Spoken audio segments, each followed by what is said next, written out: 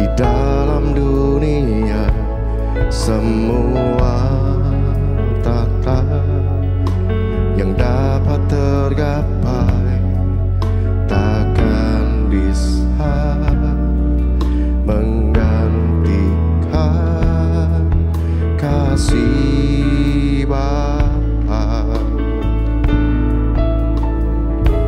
Semua karya yang telah terlukiskan, semua nada yang telah terdengar takkan bisa menyaingi cinta. Sampai habis bumi berlalu, sampai siang malam menyatu, kan ku puja dan ku sembah Engkau, ya Bapakku. Sampai namamu ditinggikan di setiap hati dan bangsa. Kasih sayangmu dan setiamu kan menyertaiku.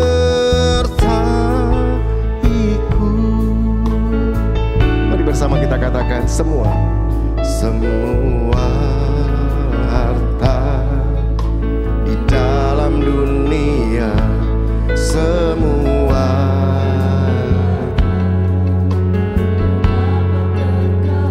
sungguh takkan bisa menggantikan kasih Bapa. Semua karya yang telah terlukiskan, semua nada yang telah terdengar takkan bisa menyaingi cintamu. Sampai habis bumi berlalu, sampai siang malam menyatu, kan ku puja dan ku sembah Engkau, ya Bapakku. Sampai namamu ditinggikan di setiap hati dan bangsa. Kasih sayangmu dan setiamu kan menyertaiku. Sampai habis bumi berlalu, sampai siang malam menyatu, kan ku puja, kan ku sembah Engkau, ya Bapakku. Sampai namamu ditinggikan di setiap hati dan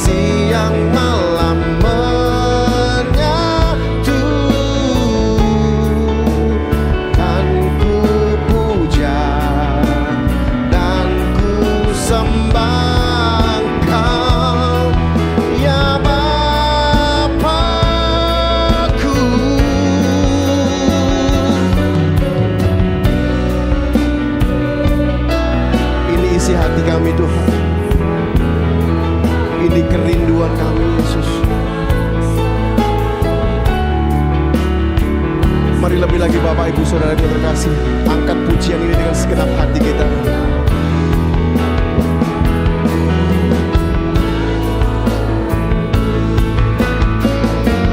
Sampai habis bumi berlalu, sampai siang malam menyatu, kan ku puja dan ku sembah Engkau, ya Bapakku, sampai namamu ditinggikan di setiap hati dan bangsa. Kasih sayangmu dan setiamu kan menyertaiku, sampai habis bumi berlalu, sampai siang malam menyatu, kan ku puja, kan ku sembah Engkau, ya Bapakku, sampai namamu ditinggikan di setiap hati dan bangsa. Kasih sayangmu dan setiamu kan menyertaiku.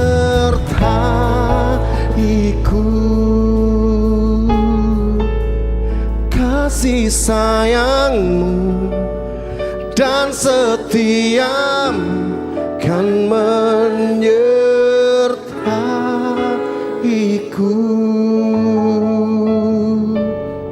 Kasih sayangmu dan setiamu kan menyertaiku.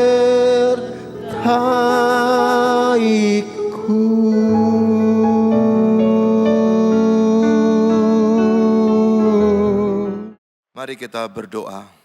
Segala puji hormat syukur hanya untuk kemuliaan Allah Bapa di surga, segala kemuliaan hanya untuk Tuhan Yesus Kristus, dan segala kemuliaan untuk Roh Kudus. Terpujilah Allah Tritunggal. Berkati umat-Mu sejenak ya Allah Tritunggal. Kami rindu sekali untuk merenungkan sebagian firman Tuhan, untuk menguatkan iman kami menjadi seorang Kristen yang sejati, Kristen asli, Kristen yang otentik. Dan orang-orang bisa melihat hidup kami akan berbuah dan bisa dinikmati oleh sekitar kami. Berbicaralah kepada kami semua Tuhan. Di dalam nama Tuhan Yesus kami sudah mengucap syukur dan berdoa. Haleluya. Mari yang di rumah sama-sama katakan amin. Shalom, apa kabar? Ada sukacita hari ini? Alkitab berkata hati gembira adalah obat yang manjur, tapi semangat yang patah mengeringkan tulang. Saya senang mengulang-ulang ini terus untuk jemaat Tuhan. Kenapa? Karena di dalam ayat itu ada kekuatan. Simple luar biasa, tetapi kekuatannya dahsyat. Dengan memiliki hati gembira, relasi kita dengan Tuhan akan beres, relasi kita dengan diri akan beres, dan tentu saja hubungan kita dengan siapapun juga akan beres. Oleh sebab itu belajarlah punya hati gembira, karena hati gembira adalah obat yang manjur.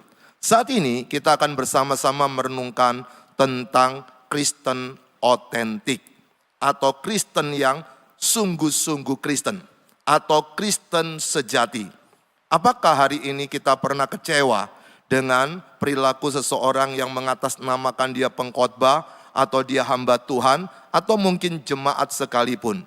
Kadang-kadang kita berpikir kalau orang tersebut suka ada di gereja, suka pelayanan, bahkan yang pernah sekolah Alkitab sekalipun, kadang-kadang kita langsung mengambil keputusan, dia adalah seorang Kristen yang bisa menjadi teladan atau Kristen panutan. Tapi apakah benar seperti itu? Nah, sekarang kita akan merenungkan satu bagian firman Tuhan dari kitab Ibrani pasal yang ke-10. Kita lihat ayat yang ke-19 sampai yang ke-25. Silakan Anda bisa buka Alkitab Anda masing-masing.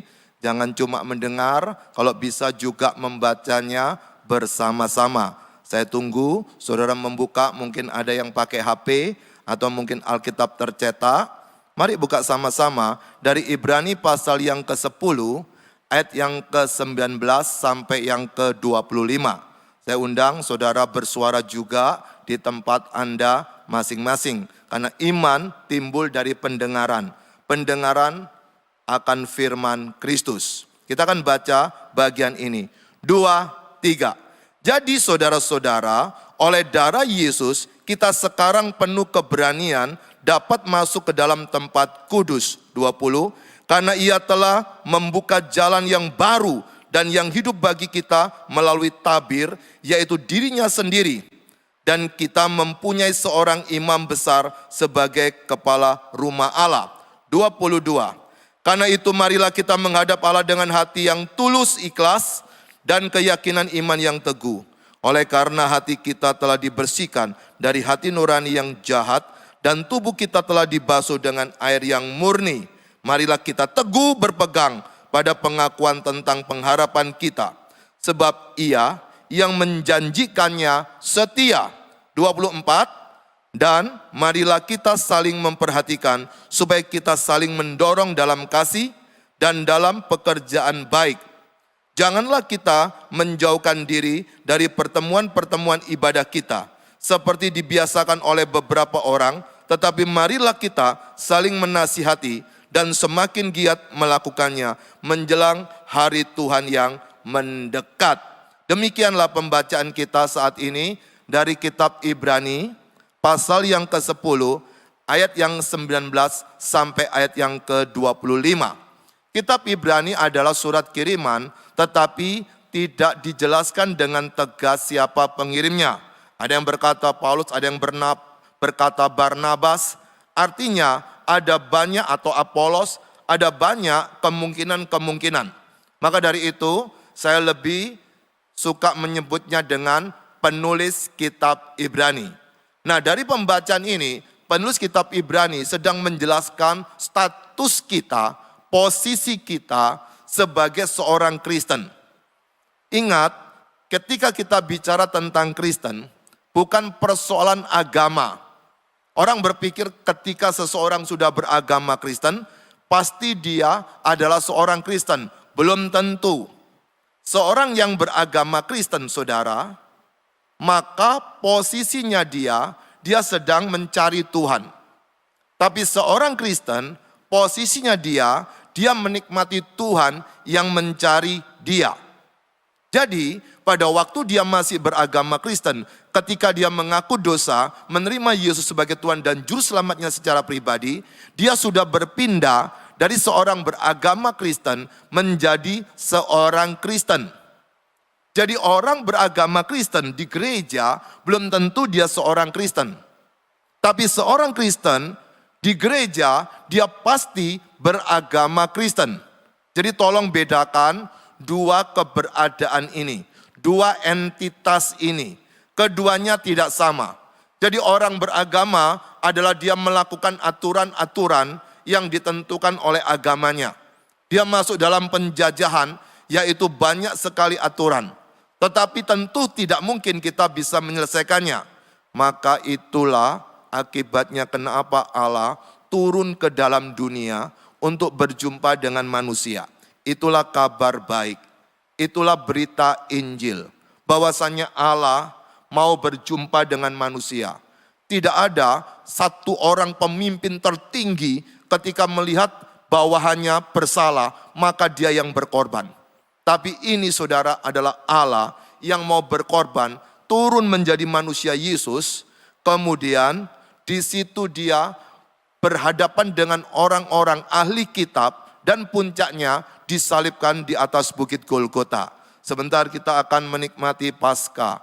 Pastikan di Paskah ini engkau dibersihkan dari pikiran yang najis, menjadi orang yang memikirkan betul tentang apa yang Tuhan kerjakan dalam hidup kita. Berita Injil itu yang akan mengubah kita menjadi seorang Kristen. Tapi pada waktu dia sudah berpindah dari seorang beragama apapun juga, termasuk agama Kristen, lalu dia menerima Yesus menjadi seorang Kristen, maka saudara, bukan berarti semuanya langsung beres. Orang Kristen pun ada pergumulannya. Ada Kristen yang bisa bertumbuh dengan baik, tapi ada Kristen yang tidak bertumbuh dengan baik.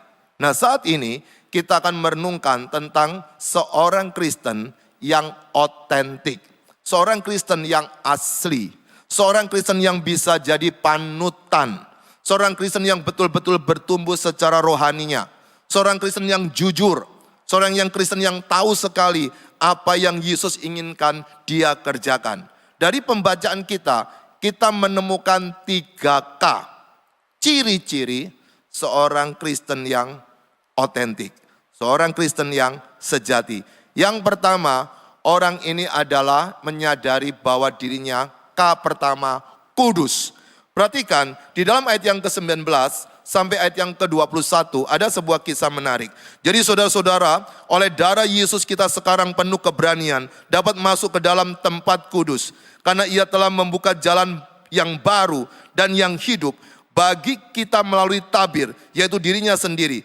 Dan kita mempunyai seorang imam besar sebagai kepala rumah Allah. Alkisah saudara, ketika ini dituliskan, penulis sedang berhadapan dengan orang-orang Yahudi yang berpindah menjadi seorang Kristen. Mereka masih diingatkan dengan masa lalunya, masih dijerat dengan masa lalunya, yaitu persoalan bait suci atau bait Allah dengan aturan-aturan hukumnya. Seperti kita loh, mungkin sebelumnya bukan seorang Kristen, kita hidup dengan agama yang lalu atau dengan tradisi tertentu. Seringkali pada waktu kita menjalankan kehidupan kita sebagai seorang Kristen, masa lalu mengganggu kita, bukan? Mungkin ada aturan dulu mendoakan orang yang sudah meninggal, atau mungkin kita ini pindah rumah harus cari hari baik. Itu seringkali mempengaruhi kita. Demikian juga di sini sedang mengingatkan kepada orang-orang Yahudi yang sudah menjadi seorang Kristen, tetapi masih terus mengingat dengan masa lalunya. Tidak langsung merdeka, padahal sudah dimerdekakan oleh pengorbanan Yesus di atas kayu salib.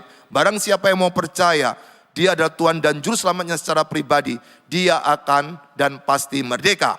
Pertama saudara, seorang Kristen sejati, seorang Kristen otentik, dia harus sadar dia kudus. Apa yang sedang ditunjukkan di dalam ayat 19 sampai ke 21? Diawali dengan perkataan, jadi saudara-saudara, oleh darah Yesus kita sekarang penuh keberanian dapat masuk ke dalam tempat kudus. Ingat, pada waktu kita belajar tentang bait Allah, ada pelataran, ada ruang kudus, ada ruang maha kudus. Pelataran bisa orang-orang datang. Nanti ruang kudus orang tertentu, maha kudus lebih tertentu. Lalu ingat, pada waktu Yesus mengalami pengorbanan yang berat, lalu bait Allah terpecah, kemudian jadi dua. Sudah enggak ada lagi penghalang untuk bisa bertemu dengan Allah langsung. Tidak lagi melewati tabir yang menghalang-halangi, itu sudah diubah oleh pengorbanan Yesus. Ingat, pengorbanan Yesus. Saya tekankan, pengorbanan Yesus itu menentukan sekali bahwa apa yang Yesus kerjakan ini untuk mendamaikan manusia dengan Allah. Tidak mungkin bisa berdamai, tidak mungkin kita bisa sampai ke sana tanpa ada jembatannya. Lalu pengorbanan Yesus di atas kayu salib mengambil alih segala kutuk dan dosa yang ada pada manusia. Hari ini kalau engkau mendengarkan khotbah saya, buka hatimu, undang Yesus menjadi Tuhan dan Juru Selamatmu secara pribadi. Hari ini juga segala dosamu akan dipikul, diambil oleh Yesus. Dan dia sudah mati di atas kayu salib. Dan dia sudah bangkit. Dan hari ini dia sedang bertahta di sana. Itu ada kisah di dalam bagian ini. Tapi kembali lagi, pada waktu itu sudah dibelah, perhatikan, karena ia telah membuka jalan yang baru, ayat yang ke-20, yang hidup bagi kita melalui tabir, yaitu dirinya sendiri. Dulu betapa sulitnya orang atau para imam khususnya, dia berhadapan dengan Tuhan Allah. Ada langkah-langkah yang diambilnya. Tidak sembarang orang, hanya orang khusus, orang tertentu saja. Tetapi pada waktu Yesus sudah membelah tabir tersebut, maka tabirnya adalah pada dirinya sendiri.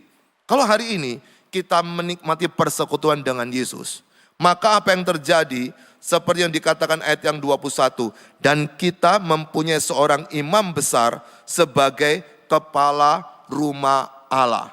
Apa yang ingin ditunjukkan dalam kisah teks ini seperti ini. Dulu orang-orang ini mereka adalah penganut yaitu hukum Musa. Mereka melakukan segala aturannya. Mereka harus mempersembahkan kurban 3 kali setahun untuk naik ke Yerusalem di sana. Mereka melakukan itu bertahun-tahun. Tetapi itu tidak berkenan bagi Allah karena kehidupan mereka tambah hari tidak tambah menjadi baik. Maka di situ Allah memutuskan untuk turun ke dalam dunia menjadi manusia. Kok bisa Allah jadi manusia? Karena Dia Maha Kuasa. Dia mau jadi apapun bisa. Maka itulah berita sukacita. Allah yang bertata di surga mau turun ke dalam dunia. Supaya apa? Supaya Dia menjelaskan kepada manusia tidak ada satu cara pun yang bisa membuat orang datang kepada Tuhan Allah. Dulu ada tabir di bait Allah, tapi Yesus sudah merontokkannya. Sekarang melalui diri Yesus. Kalau hari ini engkau mau menerima Yesus, disitulah engkau menikmati perjumpaan dengan Allah. Ada kedamaian hati. Kenapa saudara? Karena engkau sudah didamaikan oleh Dia. Maka pada waktu seseorang sudah memiliki Yesus sebagai Tuhan dan Juru Selamanya secara pribadi, perhatikan apa yang dikatakan di ayat 19 tadi. Jadi saudara-saudara, oleh darah Yesus kita sekarang penuh keberanian dapat masuk ke dalam tempat kudus. Yang pertama saudara, pastikan kita ingat kita ini orang kudus. Meskipun kita belum mati, kita adalah orang kudus. Kudus ini bagaimana bisa kita nikmati? Pada waktu engkau menerima Yesus sebagai Tuhan dan Juru Selamat, maka posisi kita di hadapan Tuhan kudus. Kenapa? Karena dosanya sudah diambil alih oleh Yesus. Berarti dosa sudah di tangan Yesus. Berarti kita ini orang suci, orang kudus. Tapi ingat, kudus yang pertama yaitu secara posisi. Bonusnya apa Bapak Ibu? Kita bisa memanggil Tuhan dengan Bapa. Kalau kita tidak kudus, tidak boleh memanggil Tuhan dengan Bapa. Kita terpisah. Karena kalau kita memanggil Tuhan dengan Bapa, kita adalah anaknya. Kalau kita tidak dilahirkan kembali oleh Roh Kudus, bagaimana kita punya relasi bagus dengan Tuhan yang kita panggil dengan Bapa tadi? Tidak semua orang boleh memanggil Tuhan dengan Bapa, kecuali dia sudah mengalami kelahiran baru. Ketika dia sudah memiliki Yesus, maka di situ dia bisa memanggil Tuhan dengan Bapa. Tetapi kalau hari ini engkau rindu, bisa menikmati apa yang saya katakan tadi. Hari ini juga buka hatimu. Akui dosamu, terima Yesus menjadi bagian hidupmu. Orang Kristen otentik, dia ingat terus tentang kudus ini. Maka setelah dia sudah beres kudusnya dengan Tuhan Allah, ada kekudusan yang kedua, yaitu secara perbuatan. Ini adalah buah daripada kudus yang pertama tadi, secara relasi dengan Tuhan Allah. Kudus yang kedua, itu harus bisa dilihat oleh manusia. Bisa dilihat oleh suami, bisa dilihat oleh istri, bisa dilihat oleh anak-anak, bisa dilihat oleh siapa saja. Untuk menunjukkan bahwa ternyata ada orang kudus di depan dia. Maka itu saudara, ini adalah pergumulan kita seumur hidup. Hari ini kalau engkau sudah memiliki Yesus, belajarlah merdeka dari dosa. Karena kita sudah orang kudus. Tetapi ingat, hidup kita masih di dunia ini. Maka kita perlu melakukan firman Tuhan. Menjaga hidup kita. Supaya kita tetap berkenan di hadapan Tuhan. Berkenan di hadapan Tuhan itu wajib kudus. Bukan karena suka berdoa. Bukan cuma karena suka baca Alkitab. Tapi pastikan kudus. Perjuangan untuk bertemu dengan yang maha kudus. Kita harus satu frekuensi dengan yang maha kudus. Sama-sama kudus. Apa yang menjadi halangan kita untuk hidup kudus? kita perlu tinggalkan itu. Kebiasaan lama kita mungkin, kita suka maki-maki, kita suka berprasangka buruk dengan orang, kita mungkin lagi ingin balas dendam kepada seseorang, usahakan kita tinggalkan itu. Kita perlu pikul salib. Sebelumnya kita menyangkal diri kita, ikut Yesus untuk bisa menikmati hidup bersama dengan Yesus. Apakah ini sesuatu yang menyulitkan kita? Jikalau itu sebagai sebuah hukum akan berat. Tapi kalau ini sebagai sukacita kita karena sudah ditebus, itu akan menjadi ringan. Pikulah kuknya Yesus. Apa yang dari Yesus itu yang akan meringankan. Tapi hal yang kedua, ciri Kristen otentik yaitu orangnya harus kuat. Apa yang dikatakan oleh teks di ayat yang ke-22 dan 23 itu berkata sebagai berikut.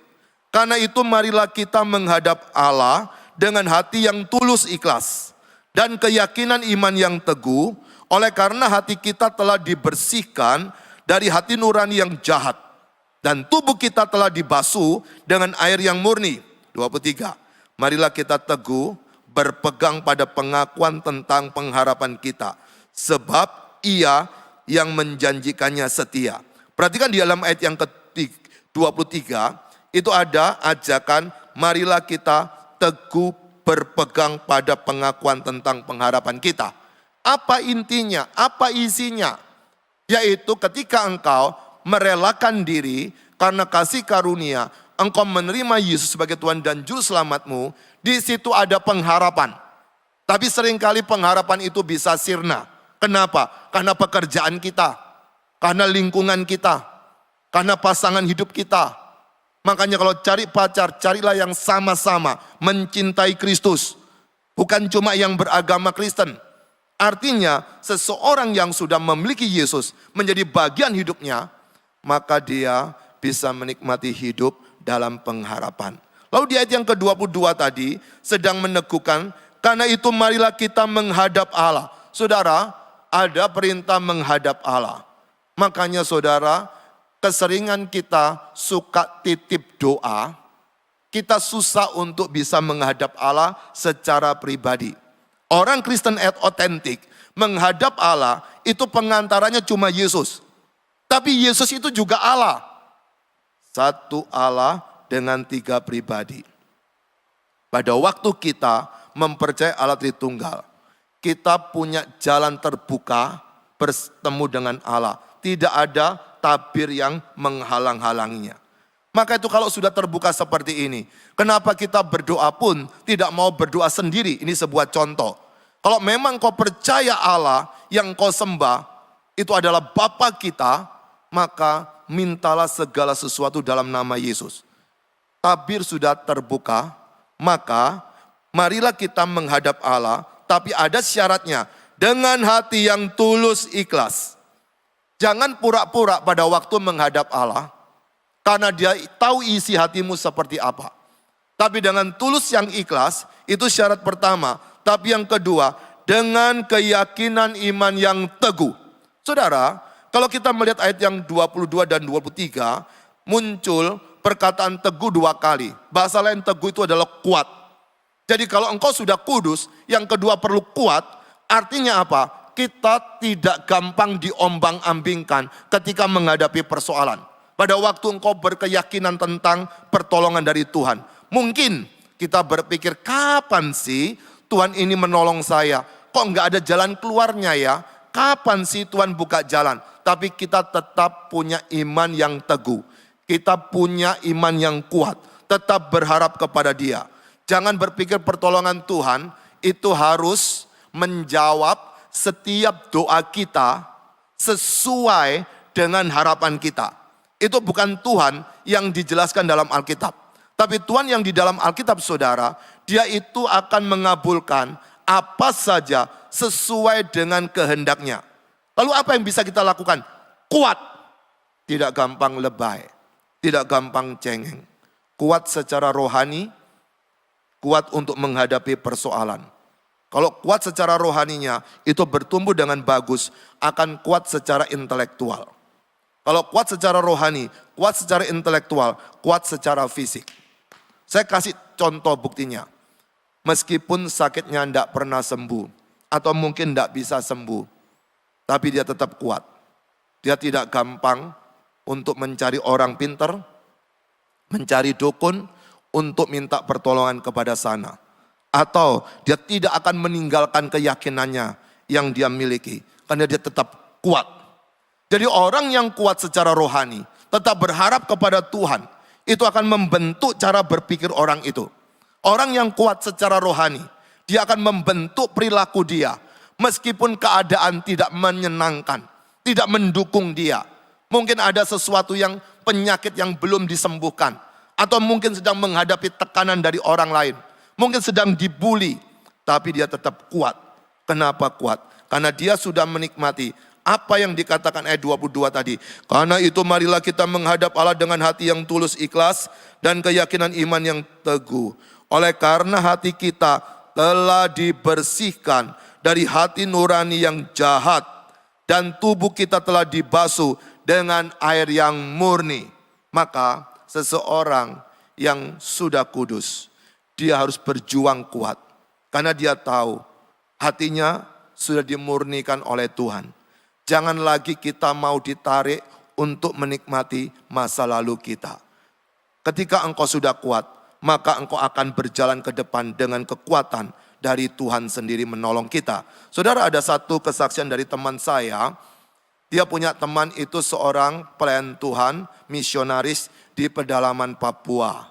Kemudian saudara, pada waktu pelayanan suatu hari, dia itu diajak ke Surabaya, lalu tidur sekamar dengan teman saya. Pada waktu di kamar kan sama-sama laki, kemudian mau ganti baju, kemudian teman yang dari Papua ini saudara, dia pakai korset. Itu kalau orang habis melahirkan kemben dulu. Padahal dia kurus, kenapa kok pakai korset yang ditekan seperti itu? Lalu ketika ditanya seperti itu, si bapak yang kurus tapi pakai korset bukan supaya perutnya tidak jemblung begini, tapi ada alasannya. Kemudian dia cerita kepada teman saya.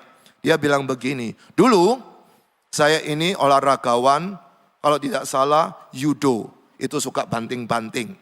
Kemudian salah satu di dalam dibanting-banting begitu, tiba-tiba dia rasa sakit di punggung sini. Tapi sebagai seorang olahragawan, dia tidak merasakan itu, membiarkannya. Kadang-kadang bisa muncul, kadang-kadang bisa muncul. Tapi dia mengalami kesakitan tambah lama tambah berat. Singkat cerita saudara, dibawa ke Surabaya. Ternyata setelah sekian tahun, tidak pernah dicek and check, tulangnya retak. Lalu ada syarafnya kejepit. Itu kalau kejepit sakitnya luar biasa. Makanya dia pakai seperti dia tekan ini perutnya supaya enggak gerak-gerak itu, tidak terjadi pergeseran-pergeseran di dalam punggungnya tadi. Dia ngalami itu bertahun-tahun dan dia melayani di pedalaman Papua. Tidak bisa naik mobil, hanya bisa jalan kaki atau naik pesawat kecil baling-baling. Dia lakukan setia bertahun-tahun. Saudara, hingga suatu hari ada seseorang yang ingin merawat dia, dibawalah dia ke Singapura. Sampai di Singapura sana mau dioperasi. Lalu seorang bertanya kepada dokternya, ini singkat ceritanya, ditanya begini, berapa persen kemungkinannya bisa sembuh? 50% lumpuh, 50% bisa sembuh. Tiba-tiba bapak itu berkata seperti ini, saya tidak mau operasi, saya mau kembali ke ladang saya. Dia sakit, saya akan tetap ke sana. Saya tetap berharap kepada Tuhan. Saudara, susah dipikir bukan seperti ini? Jadi kalau dia sakit, dia itu seperti kayang. Saudara tahu kayang yang begini supaya kayak bunyi kertek-kertek sedikit itu untuk meluruskan. Dia melakukan itu di ladang misinya. Dia tahu tubuhnya sakit. Seperti yang dialami oleh Paulus pada waktu dia pelayanan. Ada yang berkata matanya sudah buram. Mungkin dia mengidap katarak. Ada penyakit lain dia agak bungkuk, agak pendek begitu. Artinya fisiknya tidak baik-baik saja. Tapi orang tetap kuat. Bagaimana dengan hidup kita? Apa persoalanmu? Maukah tetap kuat? Itu Kristen otentik. Dan yang terakhir ketiga, kalau pertama kudus, kedua kuat, dan yang terakhir adalah kerja. Jadi orang yang sudah kudus, sudah kuat, tidak boleh berdiam diri. Dia harus melakukan aktivitas. Dia adalah saksi Tuhan, garamnya mengasinkan, terangnya bercahaya. Dikatakan di ayat yang ke-24 dan 25 sebagai berikut. Dan marilah kita saling memperhatikan, supaya kita saling mendorong dalam kasih dan dalam pekerjaan baik. Janganlah kita menjauhkan diri dari pertemuan-pertemuan ibadah kita, seperti dibiasakan oleh beberapa orang.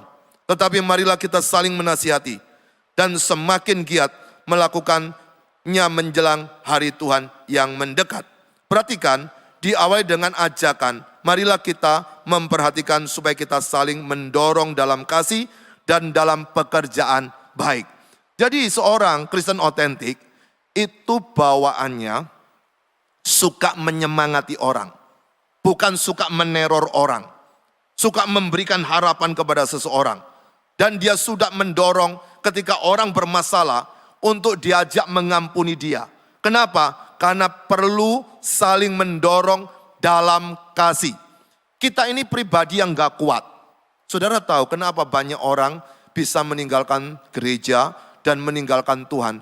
Biasanya dimulai dari tidak aktif ke gereja, lalu berlanjut tidak aktif ke FA atau Komsel, terserah nama tempatnya yang ditentukan di situ. Kalau mereka sudah tidak aktif dalam persekutuan-persekutuan yang on-site, ingat lama-lama kita akan jauh. Yang bisa mengingatkan kita adalah teman-teman kita. Kalau hari ini masih online, tapi pastikan di ibadah lain kita on-site. Kenapa? Karena ketika on-site, maka engkau akan berhadapan dengan orang-orang. Satu menyakitkan, satu menghibur, satu mengajak, satu menolak. Di situ kita sedang melatih posisi kita. Dan di situ pula kita berkata, ayo kasihilah orang yang menghina engkau. Ayo ampunilah orang yang menyakiti engkau. Tapi ada kelanjutannya, dan dalam pekerjaan baik. Meninggalkan sesuatu yang tidak baik, melakukan semua pekerjaan baik itu yang berkenan kepada Tuhan. Ketika kita melakukan pekerjaan baik, maka engkau akan menikmati apa rencana Tuhan sebelum dunia ini diciptakan. Semuanya baik-baik dan pada waktu sampai manusia amat baik. Bahkan di dalam Efesus pasal 2 ayat yang ke-10 berkata kita diciptakan untuk melakukan perbuatan baik. Lakukan perbuatan baik itu. Mengerjakan ini membutuhkan perjuangan. Dan yang terakhir dikatakan di 25. Janganlah kita menjauhkan diri dari pertemuan-pertemuan ibadah kita. Seperti siapa? Seperti dibiasakan oleh beberapa orang. Kalau kita sudah terbiasa ikut ibadah online, kita sudah malas onsite. Kita jengkel kepada orang itu. Kita tidak mau kehujanan. Kita enggak mau kepanasan. Padahal saudara, pertemuan-pertemuan ibadah itu sesungguhnya akan membentuk kualitas kerohanian kita. Kalau engkau ingin tahu rohanimu semakin kuat, semakin tegar menghadapi hidup ini, kita tidak boleh malas, maka perlu kerja. Bukan cuma kerja untuk membentuk rohani kita. Bukan cuma kerja di dalam pelayanan kita, tapi juga kerja untuk mencari penghasilan setiap hari. Orang Kristen tidak boleh malas, tetap berusaha cari uang. Jangan cuma duduk dan berdoa, tapi bekerja keras. Tapi tetap bekerja di ladang pelayanan Anda masing-masing di gereja, di tempat Anda sekarang, tapi juga kerja untuk diri sendiri. Jangan terlalu memanjakan diri. Maka dikatakan janganlah kita menjauhkan diri dari pertemuan-pertemuan ibadah kita. Seperti dibiasakan oleh beberapa orang. Tetapi marilah kita saling menasihati. Wah, repot kan? Jadi kita ketemu harus saling menasihati. Kalau kita dinasihati itu agak berat. Kalau kita suka menasihati orang, apalagi kalau terlalu pintar dengan Alkitab, susah untuk dinasihati. Tetapi teks ini berkata saling menasihati. Saya senang sekali dinasihati oleh seseorang. Karena ada banyak hal saya tidak jadi rendah hati. Kenapa saya suka dinasihati? Supaya tidak sombong. Orang yang tidak mau dinasihati, hati-hati, dia adalah orang yang sombong secara rohani. Lalu dikatakan, dan semakin giat melakukannya. Jadi saudara, kita tidak tahu kapan Yesus mau datang. Tapi bisa jadi bukan Yesus yang datang, kita yang dipanggil Tuhan. Intinya adalah kita di muka bumi ini tidak akan lama. Maka penulis kitab Ibrani berkata, dan semakin giat, semakin aktif, semakin bersemangat melakukannya, yaitu persekutuan-persekutuan tadi. Kapan? Menjelang hari Tuhan yang mendekat. Hari berjalan terus. Semakin lama, semakin kita tua, semakin lama Tuhan akan tiba.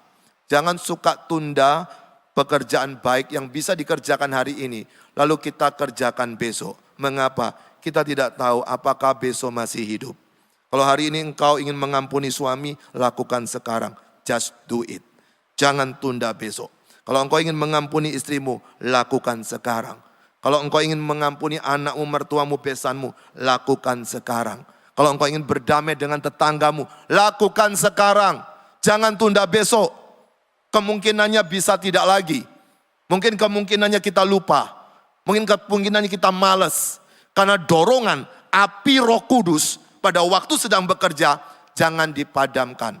Jangan engkau memadamkan roh tersebut. Karena kita tidak tahu hawa nafsu kita sering mengendalikan kita. Hari ini saudara yang dikasih Tuhan, kita merenungkan tentang Kristen otentik. Ada 3 hal, ingat baik-baik, 3K. Pertama tadi apa? Ya, kudus. Yang kedua apa? Ya, kuat. Dan yang ketiga apa? Ya, kerja. Kudus, kuat, kerja. Mari tunduk kepalamu sejenak. Berdoalah kepada Tuhan, berkat apa yang kau terima dari firman pada hari ini. Saya tidak tahu apa yang Tuhan sedang kerjakan. Akui dosa-dosamu, minta ampun kepada Tuhan.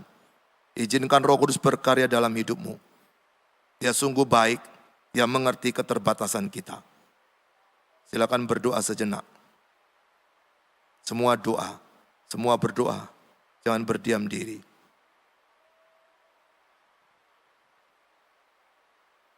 Allah Tritunggal Maha Kudus, dengarkan doa masing-masing jemaatmu di tempat ini. Berikan kekuatan kepada mereka untuk bisa mengingat bahwa dirinya adalah orang kudus, orang kuat dan kerja. Tunjukkan kepada orang-orang bahwa kami adalah Kristen otentik.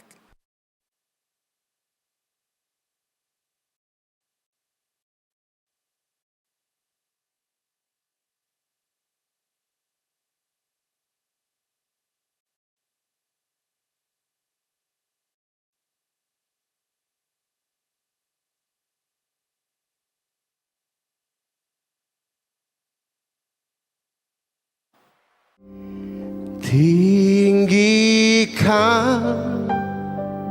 dirimu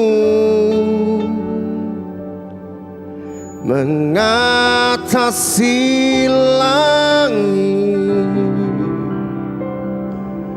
kebesaran-Mu Tuhan mengatasi bumi. Tinggikan dirimu mengatasi langit, kemuliaan-Mu Tuhan mengatasi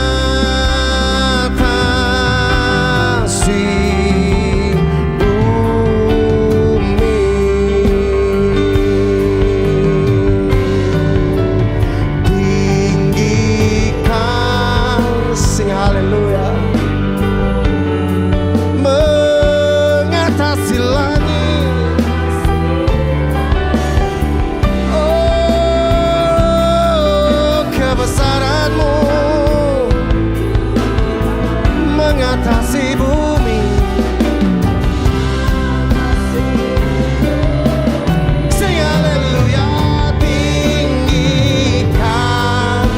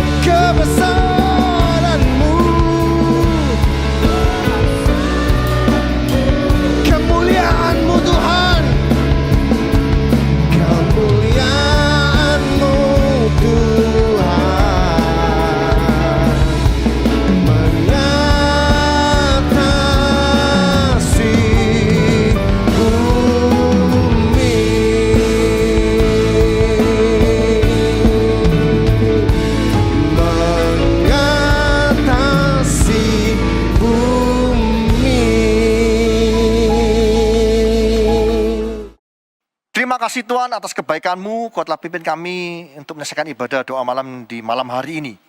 Kami percaya Tuhan, di tengah-tengah pergumulan kami tetap setia kepada Engkau Tuhan, untuk terus Tuhan memanjatkan doa kami. Kami tidak mampu Tuhan, tapi Engkau yang memampukan kami Tuhan. Karena kami percaya Tuhan, jika kami Tuhan sungguh-sungguh di dalam Engkau, mencari Engkau Tuhan, setiap saat, setiap waktu Tuhan, setia Tuhan mencari Engkau, kami percaya ada jalan keluar dalam setiap permasalahan kami.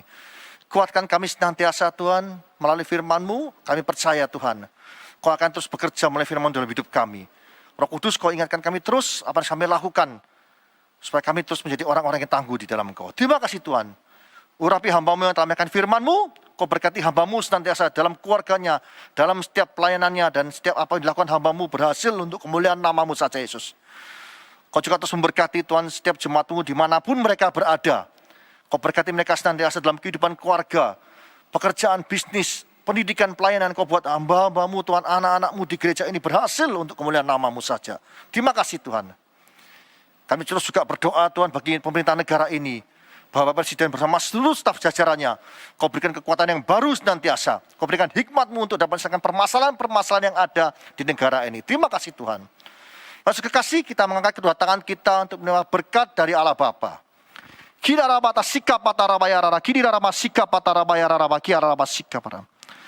layakkan hamba-Mu untuk menerima berkat bagi jemaat-Mu dimanapun mereka berada. Saudara kasih, terimalah berkat dari Allah Bapa di dalam anaknya Tunggal Yesus Kristus dan persekutuan Roh Kudus, mulai saat ini sampai selama-lamanya.